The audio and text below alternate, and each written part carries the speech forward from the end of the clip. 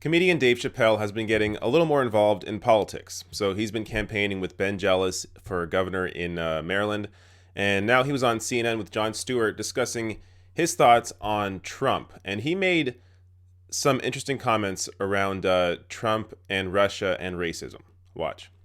Some of the things they say, even when they say that Russia influenced the election, it's kind of like, is Russia making us racist? Is that who's doing it? Oh, okay, I thought it was. Oh my God, thank goodness I thought it was us. Putin's like, you know, you should be racist. Huh? I hadn't thought of it that way. Yeah, if they kill the country that way, then we're the murder weapon. Yeah. So we've always been. Is the Trump era a good era for comedians? Is it just unbelievable fodder or not? I would not even name the era after him. Yeah. He's getting too much credit.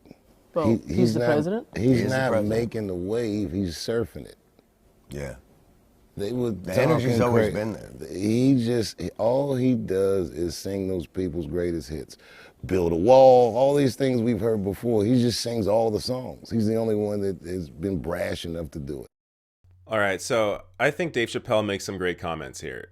Let's go through some of them. So Donald Trump sings his greatest hits. This is a comment I've heard before, and it's true. I mean, he goes on these speeches, these campaign rallies, and he talks about building the wall. He talks about the dishonest media. It's all going through the same crap over and over again.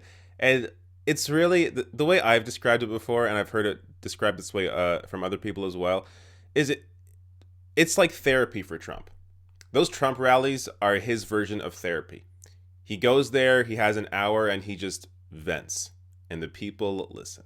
That's all it is. Now, I'm going to get to the Russian comments too, but so Chappelle says Trump gets too much credit. This shouldn't be called the Trump era.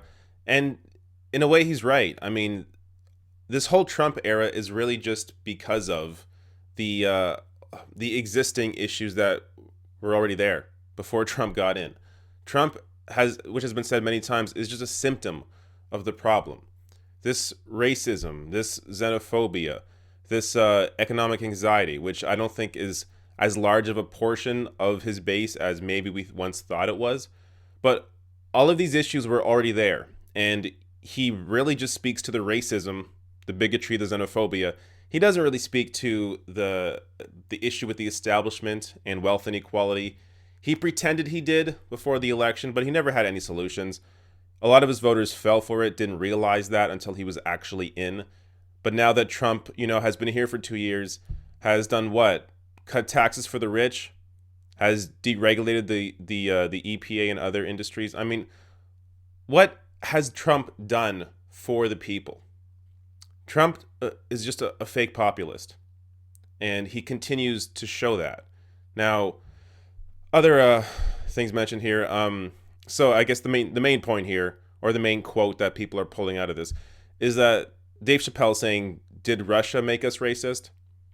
Essentially saying, look, even if there is an outside influence that potentially helped Donald Trump win the election in 2016, even if that exists, the problem is still there. The issues in America are still there. You have to deal with the issues that are already in society before you can then point fingers at other people for making things worse. So look, this all goes back to Trump being a fake populist. If you don't deal with the actual anger that half the country, I would say more than half the country feels, but half the country for Donald Trump is the racist half. The other half are people that just don't make enough money, don't have health care, don't have education, or can't afford education. I mean, these are just basic necessities.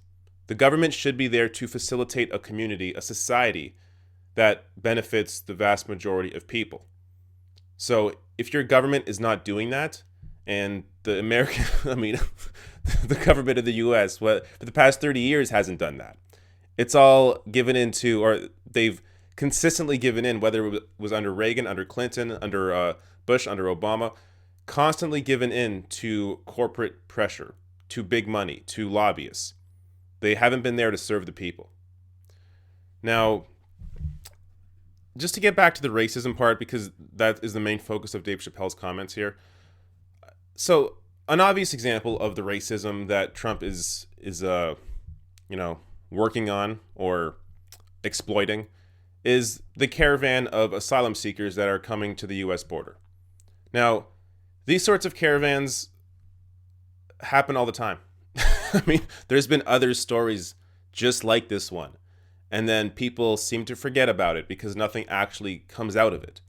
These are people that are simply seeking asylum because they have terrible conditions back in their home country of Honduras.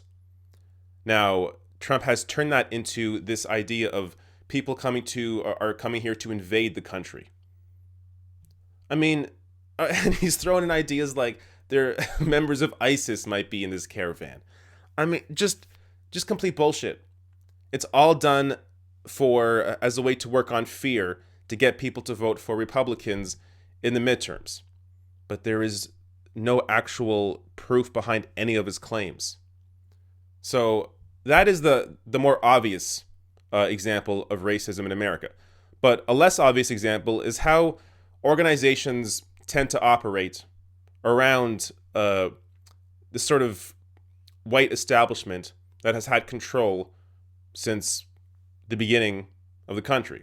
So let me give you or show you this tweet from writer Clint Smith that breaks this down. So he tweeted out, "For years, I watched scholars, journalists, and writers of color who argued that racism is a central operating feature of American life.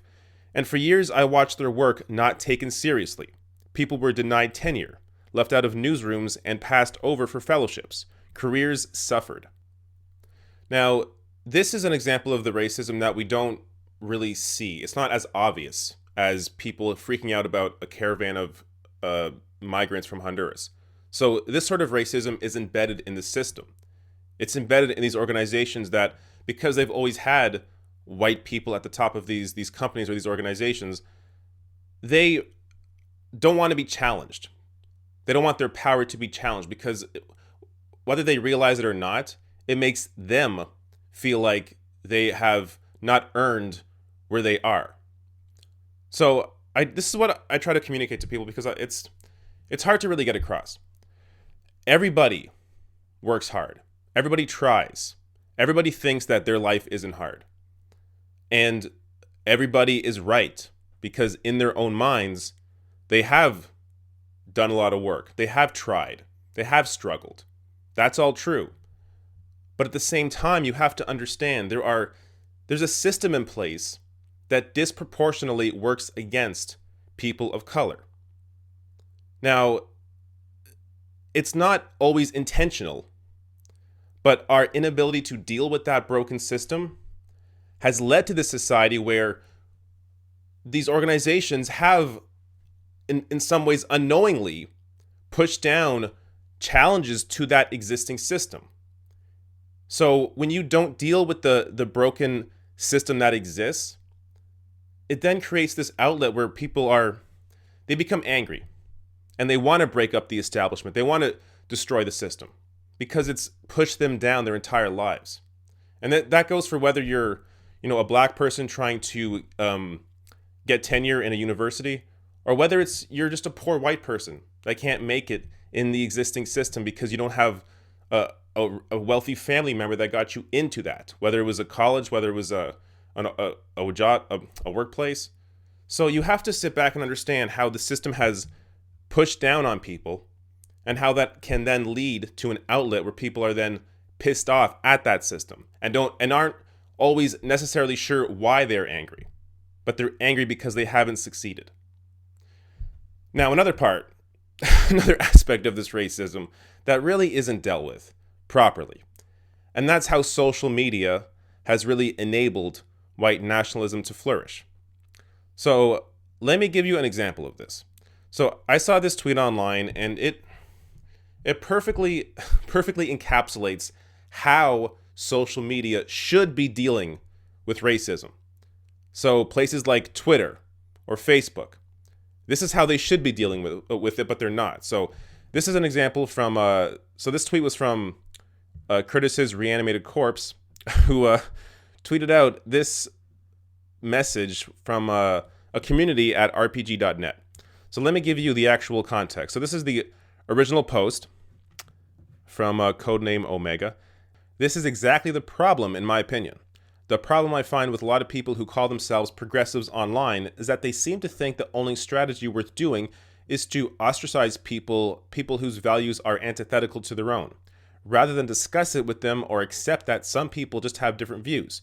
Sure, in some cases there's not much hope for changing anyone's minds, but to default at ostracize, humiliate, shun, and berate is not a good approach, in my opinion. And then the moderator deals with this the way that I think racism online on social media should be dealt with. He responds with, or he or she responds with, no, you know what? Fuck that noise. Ethnic cleansing is not different views. Racism is not different views. White nationalism is not different views. Dog whistling that attacks against your political enemies will continue if the media doesn't stop saying things you don't like is not different views.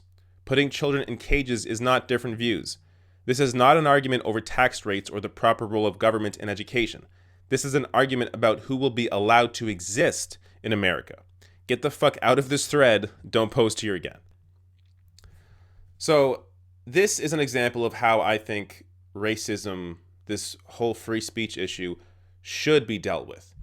Now, look, of course, nobody should be thrown in jail for speech. But when it comes to deplatforming, absolutely. That's where the power lies. Boycotts and deplatforming is all we have in terms of power in a capitalist system. So you have to use your power to influence the culture. If you don't, then who takes over? The worst of the worst, which led to Donald Trump. So you have to squash this crap when we see it, because this is not about, as the moderator here says, this is not about, tax rates. This is about people. This is about humanity. So if you're about taking rights away, or you're about one race over other races, that is fundamentally incorrect. That is fundamentally inhumane. So if you don't deal with that properly, if you don't squash that immediately, then it grows.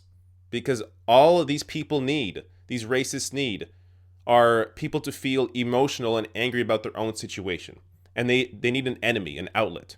So if you give them an enemy, even if the enemy is incorrect, as it is in the case of people being angry at a caravan, people will still take it. They will be angry, and you'll give them that reason to be racist. So you have to immediately crush it and don't give it a platform, or else it will spread and grow. So ultimately here, just to get back to Dave Chappelle's comments, I think the real lesson here is countries have to look inward. I mean, America, especially right now, has to look inward at its own issues. Now, of course, you don't want other countries interfering in your election, but when it comes to how to deal with whether it's racism or the economy or healthcare, you have to deal with the issues that currently exist, or else you're going to get another Donald Trump. Because as long as these issues exist and don't have an actual solution to those issues, then people are going to continue being angry and finding outlets that are not the correct place to place the blame, as it's not going to get them the solutions that they're looking for.